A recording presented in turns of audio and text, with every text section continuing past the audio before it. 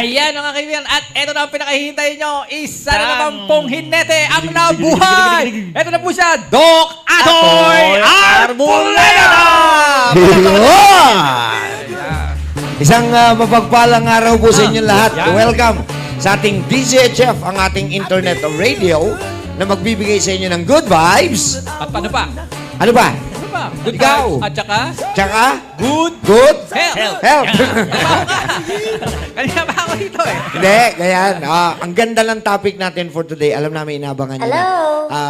Masanay na ho kayo na may host tayong iba.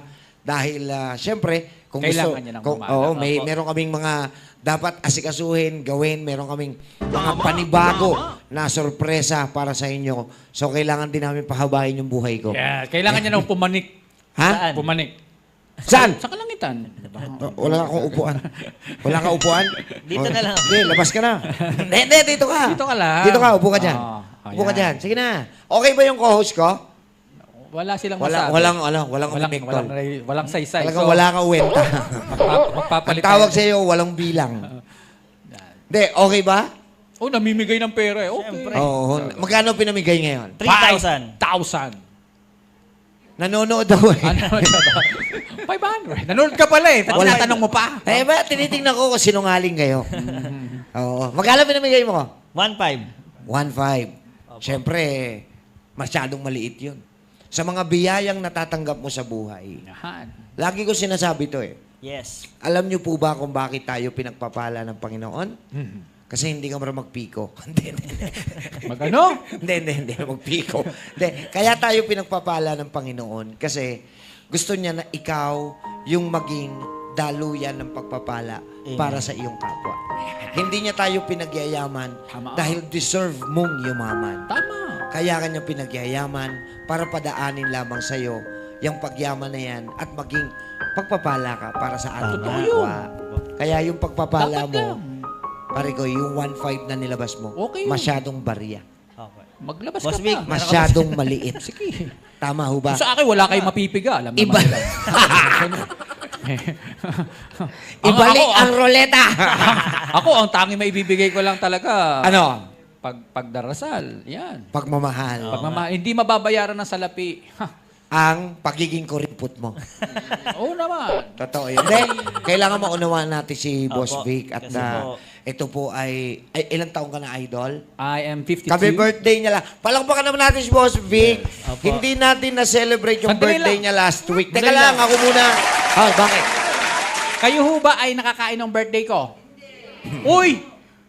Buong Pilipinas so sineselebrate yan. Oo Ba't nga. hindi kayo pumunta sa bawat barangay nyo? May flag ceremony doon, may pakain. Independence Day pala yung Independence. Oo nga birthday. pala, no? Siyempre, in birthday ko, June holiday. 12, no? Yes. Talaga June nga naman. 12. Yeah. May sinabi nga siya eh. Ano? Hindi ko makakalimutan yun. Ano yun? At sobrang nagalak ako nun. Bakit? Sinabi mo kay Oh, pwede naman. Sino ba gusto mga birthday? Wag na. Wag na ngayon. Wag na. Punta na tayo sa topic natin. Sige. Okay, sige. Ano ang topic natin ngayon, Tol? Ang pagbibigay mo sa akin ng gift ko nung nakaraang birthday ko. Wow! Meron ba? Nabigay na eh. Ano ibigay na ba? Okay, sige. Na-advance Punta na na tayo nga eh. sa ating segment na... Alam niyo ba? Ang topic natin ngayon ay Liver cleansing hacks. liver. Ayusin mo. Lagyan mo. Liver! Pag bumanat na siya ng gano'n, ang ating segment ay liver. Hindi, alam nyo. cleansing hack. Ito para lang sa mga hindi pa nakakaalam. Kaya po medyo, hindi, magaling kong host to eh. Hindi ko lang alam bakit. Tanga lang, tanga. Nahihiya.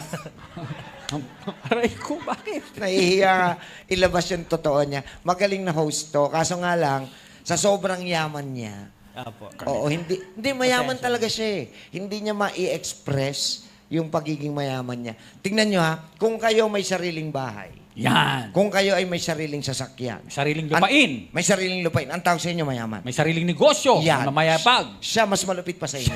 Bakit? Siya may sariling mundo. Oh!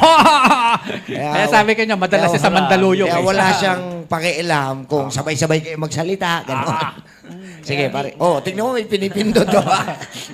Hindi siya may sariling mundo siya kinakausap na si Quaker Oats eh. Quaker Oats, are you okay? Ayusin mo kasi. Okay, game. Ang topic natin sa alam nyo ba ay... Liver cleansing hacks. Yan. Yan, may dating, di ba? Gusto nating ipaalam sa ating mga kababayan, ang liver po sa Tagalog po ay atay at ang scientific name po ay HEPA.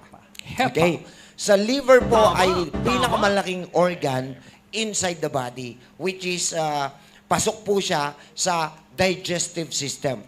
One of the main function of our liver is to process the nutrients from the food that we eat. So, yan yung siyensya eh. Ganyan katalino ang pagkakalikha ng Panginoon sa ating katawan. No, nilagyan niya ng liver para yung mga food na kakainin natin, ang unang-unang digestion is ngipin. Dapat nga si ipin, hindi dapat ito sa hindi dapat to sa skeletal system. Opinion ko lang yan, pero hindi ko babaguhin. Okay. Kasi siya ang unang-una na part ng digestion. Kasi yung ipapasok mong food, kailangan manguya muna. 100 times. Alan? 100 times. Napanood ko yun sa National Geographic. 10 lang. 10 nguya bago lunukin ang isang kutsara ng pagkain. Pero sa panahon ngayon, wala na kayong ganyan. Opo. Pagkaso, Grabe naman. akala nyo parang kayong aagawan. At eto matindi. Ano? Dahil sa pagbabago ng lifestyle natin ngayon, nauso na ang mga mabilis ang pagkain. Yan. Instant foods. Yes. Ang tendency, maliban sa hindi natin nangunguya ng maayos, hindi pa masustansya yung kinakain natin. Nagsasuffer ng gusto ang ating atay. Kasi nga, siya ay tagasala. Ipoprocess niya yung nutrients. Yung nutrients will be distributed properly sa pangangailangan ng katawan. The waste, itatago niya, hihingi siya ng tulong kay kidney para maitapon nila. Yon ang trabaho ni liver. Ang problema, dahil sa mas marami yung napoprocess niyang waste kesa sa nutrition, nagsasuffer ngayon ang ating atay. Tama. Ayan. Talagang pang ano ka lang. Anong tawag doon? Second demotion. Hindi, ano yun? Oh, may hinawa ka na naman. Hindi ka mapakali. May sakit ka ba? Hindi ko pa ho ito napapa-MRI eh, ha? Pero, Dapat to, ikimo eh. Kung hindi! ako to. Grabe, chemo Grabe ka naman. naman. Dialysis lang yung utak. Dinadayalize utak. Ay, nako. You know, belated. Okay, happy wag mo birthday. na intindihin yan. Okay, ngayon, pare Koy, sino magbabasa ng panimula natin tungkol dito sa ating alam nyo ba? Siyempre, ikaw. Kami na po. Okay, go! Sige, liver cleansing hacks. Basahin ko lang po sa inyo. Alam nyo ba, bilang pinakamalaking organ sa katawan ay ang liver o atay ay isa rin sa may pinakamarami at pinakamahalagang function na ginagawa para sa ating kalusugan. Yun! Mahalaga ang atay para sa detoxification dahil ito ay sumasala sa dugo para maalis ang mga harmful substance at toxin bago dumaloy sa iba't ibang bahagi ng katawan. Aha. Mayroon din itong importanteng bahagi sa metabolism dahil ito ay nagpoproseso sa protina, carbohydrates at fats at para maging energy sa ating katawan. Makatulong sa pag-repair nito at sa paglaki. Marami pang ginagawa ang ating atay at sinasabing sa kabuuan ay may 500 vital function ito kaya mahalaga sa ating kalusugan. Sakto yun ha, 500. Actually, more than. Yeah. Kaya paano na lamang kung masira ito? Yan. Para tulungan kayo na maalagaan ang inyong atay, ay narito ang ilang simple at mabisang paraan para maiwasan ang pagkasira nito. Ulitin natin, dito sa alam nyo ba, ang ituturo natin, simple, pero simple, basic, at napakahalaga.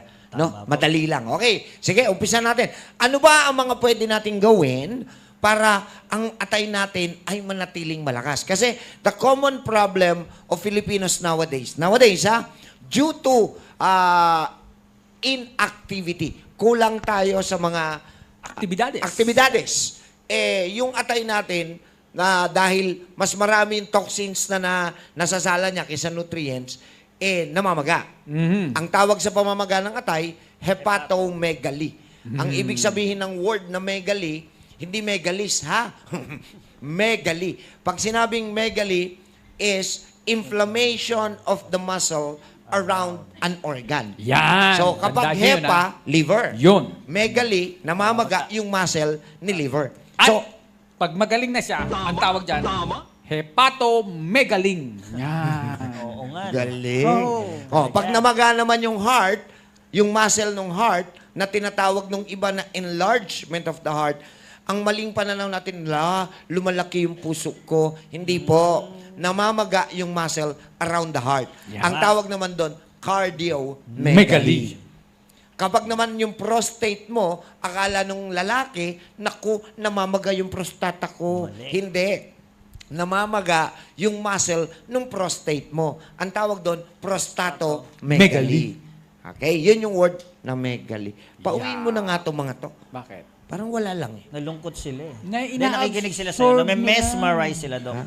Ha? Na-mesmerize? Yes. Anong ibig sabihin na mesmerizing? Spell mo nga yung mesmerize. Anong ibig sabihin niya? Matagal ko nang naririnig yan eh. Nagagwapuhan sila Hindi, sa'yo. hindi mesmerize yun. Handsoming ang tawag doon.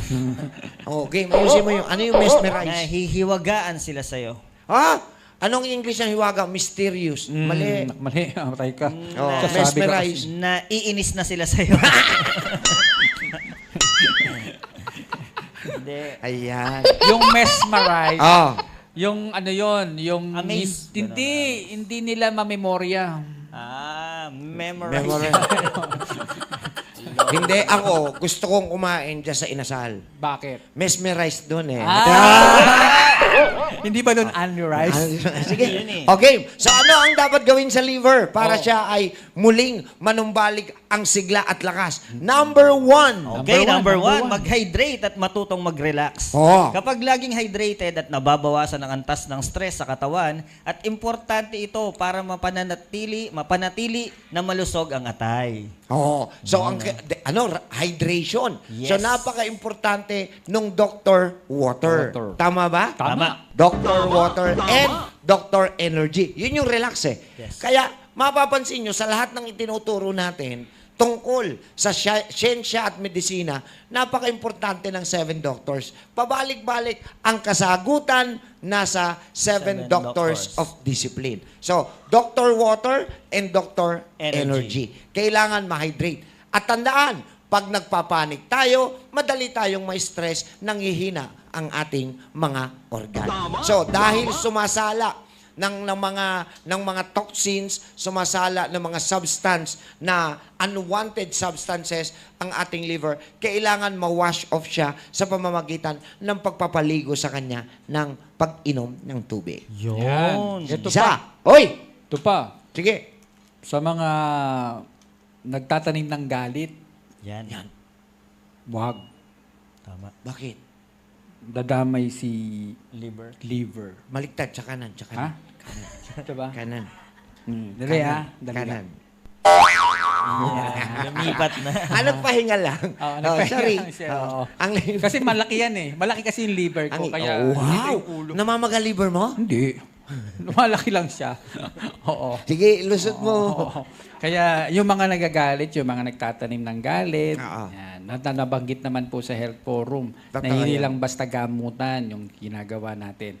Dapat magpatawad kayo. Huwag Yan. kayo magtatanim ng Tsaka, galit. mapapansin nyo pag kayo ay galit or wala sa mood, nai-stress kayo, pati paggana sa pagkain nawawala. Sinong galit? Gulatin. Ay, ganun talaga. Gumiida. Tumatanda na siya. Wala kasing exercise to. Oo. Excuse me. Mag-exercise ka kasi. Sobra ka dun eh. Ha? Sobra ka. Anong tawag So, dyan? exercise. Eh. 1, 2, 3, 4, 5. Yung parang susumba. Yan, di ba? Paano sumba mo? Marunong ka magsumba? Siyempre Sige naman, nga, sambong nga. instructor yun eh. Kunwari, ikaw instructor. Okay. Okay, ladies and gentlemen, come on, come with me. And, Oo. Ganado, di ba? Ano yan? Wow. Wow. Talaga. Di ba sumasakit yung panga mo? Oh! Oo nga. Ayos. Grabe. Oh, ikaw nga. Anong? Pakita mo. Anong marijuana tinira mo? Oo nga, dapat ikaw din. Ako, nagbibigay ako ng ano Kaya nga, para ako, sa- kaya nga kayo pinag-host ko. Nagtitira ako ng energy para mamaya. Tama. Tatanda. Next na tayo. Okay. Number 2. Basahin mo. Yes. Bawasan o alisin ang mga sanhi ng toxins sa katawan. Yan. Ang mga GMO or genetically modified organism, processed foods, asukal, caffeine at alak ay may ilan lamang sa mga toxins na maaaring iwasan o tanggalin dahil ang pag-iwas sa mga ito ay hindi lamang maganda sa atay, kundi makakatulong din para mapabuti ang kalusugan ng puso. Mapapaganda ng mood, pati na rin ang mental state. You know? Actually, mga kaibigan, hindi. Hindi, ano ba kasi ito? Nagugutom na ako eh. Yan. Nagpa-check up ka naman. Ngayon lang, at tagal ko na ho itong assistant. Ngayon ko lang nakikita. Kaya nilagay yan dyan Ngayon ko lang para- nakikita yung mga symptoms. Wala akong problema. Mama. Pray the Lord. Hindi kaya nga nilagay yan dyan para ma-relax siya. Okay, Yes. babawasan o alisin. Ako to be honest, kapag ang isang bagay ay naging habitual na sa isang tao, there's really a big risk kung ipagbabawal or suddenly stop agad. So, I explained to them na dapat dahan-dahan lang. Tatanggalin. Tatanggalin. In moderation. Ganon din naman sa pag-inom nila ng gamot, di ba, Tama, Marigoy? We are not teaching them to stop it abruptly, pero binabawasan natin siya gradually. Okay. So, dito, as much as possible, para naman, kasi ang pinakamalaking problema lagi ng patients is the withdrawal syndrome. There's a possibility because of the habit that you have before and then you suddenly stop it, then there's a withdrawal syndrome na napakahirap dahil kung ano yung symptom ng sakit, halos parehas ng withdrawal syndrome. Yes. Kaya akala nila hindi sila gumagaling. Not knowingly, talagang dadaan sila doon. Yun yung itinuturo natin sa 4 stages of healing. Yan. The cleansing, detoxification, nutrients assimilation, and then there's the cell regeneration. So, hindi magkakaroon ng cell regeneration without the 3 upper one first. Ayos. Alright. Okay? So, ano ang kailangan daw doon? Magbawas na tayo doon sa mga nabanggit. Tama. White sugar, biglang okay ng kalaman. Nabanggit ko na to, pero I'll repeat it. Alam nyo ba na ang isang kutsarang asukal na puti na pag pumasok sa katawan will make your immune system sleep for at least 2 hours? So, pag gumamit ka ng isang kutsarang asukal, pinatutulog mo yung immune system mo, what if during the time na yung immune system mo asleep, may pumasok ngayon na sakit? So, wala kang protection. So, anong tinuturo natin sa asukal? Ang pinaka-healthy na replacement dyan, number 1 is the muscovado. Yes. Kung namamahalan kayo sa muscovado, pwede na yung segunda. Apo. Alam niyo yung segunda, yung brown? Wash yan. Hindi, segunda is brown. Pwede naman yung tresera, yun yung washed. Kung namamahalan pa rin kayo sa tresera, yun, wala kayong kwarta. Buhangin na lang, Dok. Okay, sige. Yan. So, ano yung una ulit?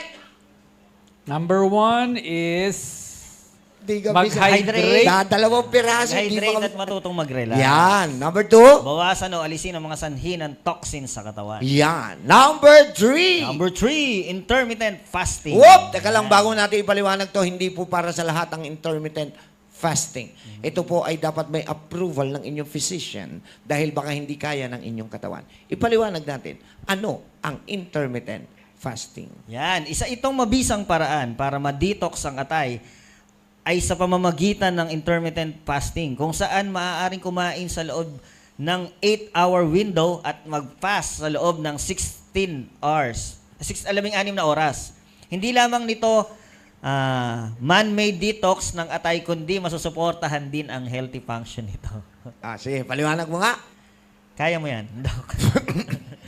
Nagabasa lang ako. Okay, sa isang araw meron tayong 24 oras. Tama. Sa loob ng 24 oras, pwede kang kumain in 8 hours time. Window. Kain ka. Yun yung window mo to eat.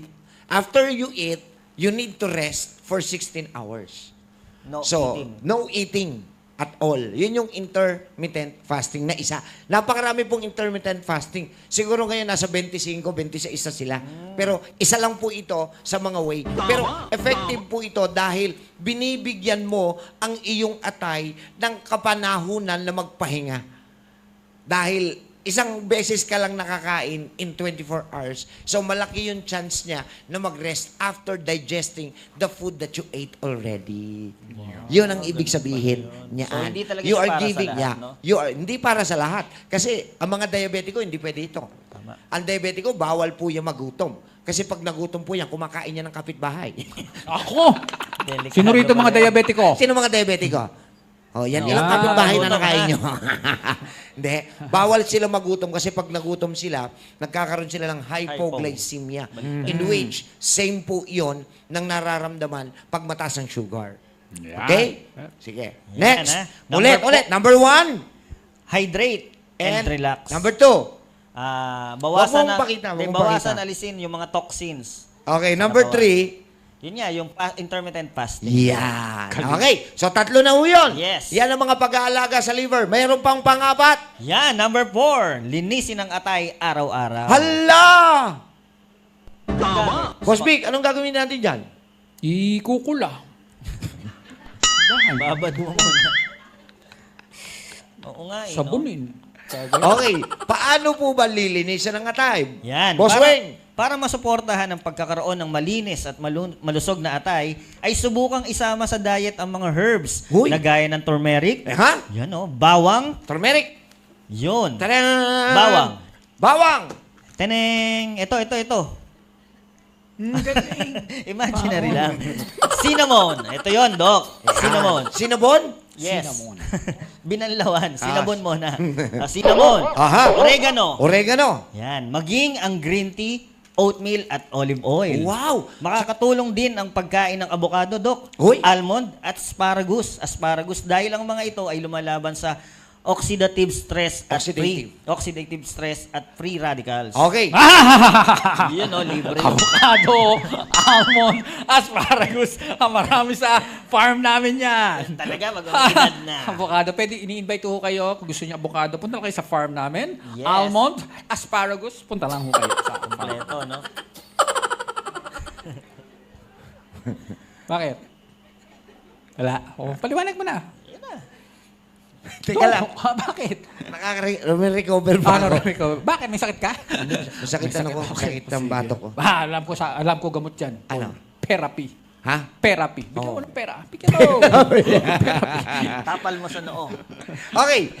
Kung mapapansin nyo, napakarami po na pwede nating isama sa pang-araw-araw nating pagkain para po malinis ang ating atay. Binanggit Yes. na po. Babalikan lang natin. Pwede kayo mag-turmeric. Ang turmeric po sa Tagalog ay luyang dilaw. Pwedeng, mas maganda talaga to, tsaa. I always advise this, hot turmeric tea with lemon and honey. Yun. Ako, napakasarap. Once a day, magugulat to kayo. Ang sarap sa pakiramdam dahil nare-relax yung liver mo, pati ang digestion mo maganda. Yeah. So, mawawala ang bloatedness, mawawala yung IBS or irritable bowel syndrome, mapapaganda ang pagdumi. So, isa yon. Meron din po tayong, ano pa? Pare Goy? Bawang. Bawang. Anong gagawin sa bawang? Ano nga ba? Igigisa. Hindi. Sa susunod, pag-reviewin nyo yung dalawa, ha? Chop. Icha-chop lang po at kung kasya po sa isang what do you call this, kutsarita. No? 2 cloves, i-chop nyo maigi, durog na siya, ilagay nyo sa isang kutsarita para maswallow nyo. Yung iba kasi, iniinom diretso. Kung kaya nyo nguyain, very good. Pero kung hindi po, pwede naman po lagyan ng konting Honey. water or honey Yes. at inumin ninyo. Minced Now, garlic. Yan. Yun. Hindi lamang po maganda sa atay ito, pati po sa puso at sa Tama. sirkulasyon ng dugo. Yan, ha? Next. Ano ba? Cinnamon. O yan, ang cinnamon po ay kilalang kilala. Baka hindi nyo kilala ang cinnamon. Ito po ay bark of Yes. a tree.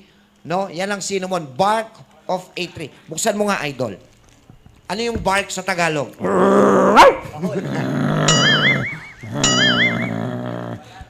Tapos ikukuskus lang yan. Balat, tama ho. Yung balat ng Mabango yan, kahoy. mabango yan. Yan, Anong Nako. kahoy? Ha? Cinnamon nga eh. Cinnamon. Inulit. Anong kahoy? Anong kahoy yan? Nara. Singutin mo to. Singutin mo, okay oh. Ayos tol. Ano dating? Oo ba? Bayabas eh. Hindi. Ayan, cinnamon. Oh, ito po ay pwedeng, marami na po nabibiling cinnamon powder ngayon Tama. na organic. Mas maganda yung organic. Hindi ko alam kasi yung iba kung may halo na. Pero sa organic, nakasisiguro tayo. At isama nyo po sa pagluluto ng inyong pagkain. Sa adobo, masarap Meron yan. din ho tayong oregano. Yes. Ang oregano po ay dahon. Pwede pong ilaga, gawing tsaa. Pwedeng ilaga, inumin lang. Diretso. Pwede po. Nandyan din po ang green tea. Siguro, familiar na tayo. Pero may green tea na ba tayo sa Pilipinas? Meron, Dok. Meron na? Meron pa nga. Taniman? Taniman? Meron. Red tea, meron Sa din. Batangas, parting norte, sa Visayas. Taga doon yung lolo ko, Dok. May farm kami dati. Ano yung tsura ng green tea? Nakikita. Kulay green siya. Na... Oo nga.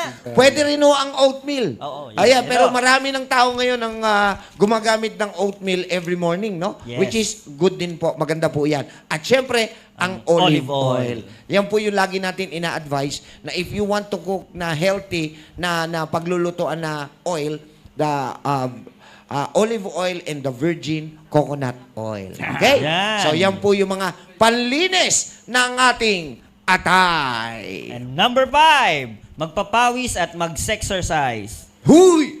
Exercise man Exercise. Yes. Game. Ang pag-ehersisyo at pagpapawis ay mabuti para sa lymphatic system para mailabas ang mga toxins sa Katawan. blank. Katawan maging ang bakterya na mas epektibo. Okay. Uulitin natin. Kaya po marami ngayong Filipinos ang may diagnosis ng fatty liver. Ang ibig sabihin ng fatty liver ay hindi lamang po pagtaba ng ating atay, kundi ang pagbabalot ng taba sa atay. Para bang pagbibili kayo sa palengke, I would like you to imagine, bibili kayo ng beef, yung laman ng beef, tas may makikita kayong parang kolesterol. Hindi, taba. Mga- Parang ganon ang nagiging itsura ni liver. Yun. Paanong nangyayari to? Due to inactivity. Kaya dito itinuturo natin, doctor exercise na naman. Yes. Yung mga pinagdaanan natin, doctor diet nutrition yon. Tama? So exercise and kulang pa to, no? If you want really to your liver to be healthy, you need to sleep At least. proper time, Yes. on proper time. Why? Ang pagpupuyat po ay nakakahina sa pagtatrabaho ng liver. Ang hindi pagkain ng breakfast ay nakakasira din po ng liver. Ngayon, kung ang sakit po ay fatty liver, additional info, panoorin nyo yung TikTok natin. Yan. Dahil may tinuro kami ron, 5 benepisyo ng buto ng papaya. Yan. 7 buto lang ng papaya. Naku, makakatulong na to Yan, oh. para luminis po ang inyong liver. 7? 7. Anong gagawin doon sa 7? Sisingutin. Hindi kayo mabaray. Hindi! Ano? Duduro, Duduro. ipe-blender yun. Blender. Itinuro yun sa TikTok account natin. Wala si Boss Vic niya. Pero ano fatty yun liver. Ha? medyo maanghang-anghang ano. Ang alin? Oo. Medyo. Yung buto ng papaya, huwag kayong magugulat ha, para siyang pepper. Yes. Yeah, mahilig ka dyan, Tol, di ba? Apo. Pepper, yes. Pepper. Pepper. Pepper. Ayan. Wala siyang fatty liver. Medyo maanghang yun. Pero hindi siya nakakahatsing. Katulad ng paminta talaga. Okay. Okay. So, yan po ang 5. Actually, more than pa sa 5 yung binanggit More than, natin. yes. Yan po yung mga pwede nyong gawin para po mapanatili nating malakas ang ating liver. Dahil tandaan, kahit anong nutrisyon, supplementasyon, vitamins, ang ipasok mo sa katawan mo, kung mahina ang liver mo, hindi niya ma-process ang mga ito. Kaya dapat alagaan ang ating atay dahil sa atay, hahaba ang inyong buhay. Tama! At- Yun. At dyan din sa atay, nakasalalay ang ating buhay. Kaya Yan. maging liver lover. Boy! Ayun, may nagtatanong din sa akin, Doc. Oh, Ito sagutin ko na yung tanong, Doc. Di ba yung silimarin at saka yung glutathione, very good. Yes, Yes. silimarin is a vitamin or nutrients for the liver. Even the glutathione. Mali lang, ewan ko pero nagiging orientation na natin, mga Pinoy, na pag nagugluta para tumaba. No, actually si glutathione ay food of the liver. Tandaan, may sinasabi ang liver natin sa kompleksyon ng kulay natin, sa kompleksyon ng tao. Pagka po healthy ang liver, ang itsura mo, Glow. mapusyaw, nag-glow, mamula-mula. Okay? Hindi ho pumuputi. Oo, nakalabing 8 bote na ko yan. Wag pagka ganyan, libre pag-uusapan natin pakso. Wag niyo siyang i-highlight Oo nga, dito. Grabe kayo, ha? Oo. Grabe ka. Oh, ha? Hindi, naiinis lang ako. Bakit? Bakit? Pagka kasi kunwari, ang guwapo, kunwari, katulad yung dalawa. Ay, yung gwapo. Siya lang yun. Oh, yan. Kunwari, Ano ito. lang. Oh. Nakita nyo yung mukha niya makintab. Yeah! Oily. Hindi ka kasi nakikinig. Ang tawag dyan, pag makintab at guwapo, glass skin. Tama? Nung ako nakita, makintab, oily skin. Ba't ganun? Pag guwapo, glass skin. Pag pangit, oily. Uy, gwapo ka, Dok, ha? Bakit? Ano naisip mo, Boss Big? Wala naman. Kasi salamin ka sa oily skin, nabasag yung salamin. Ano? Nabasag yung salamin. Ayan, mga kaibigan, ulitin natin ang 5 na Yes. binanggit natin para pumaalagaan ng ating katay. Number 1. Mag-hydrate at matutong mag-relax. Number 2. Bawasan ang olisin ng mga sanhi ng toxin sa Number katawan. 3. Intermittent fasting. Number 4. Linisin ang atay araw-araw. Sa pamamagitan ng paggamit ng mga binanggit namin, isama sa inyong pagdijeta. And number 5, Magpapawis at mag-exercise. at natutunan niyo yan dito lang sa ating Alam Nyo Ba?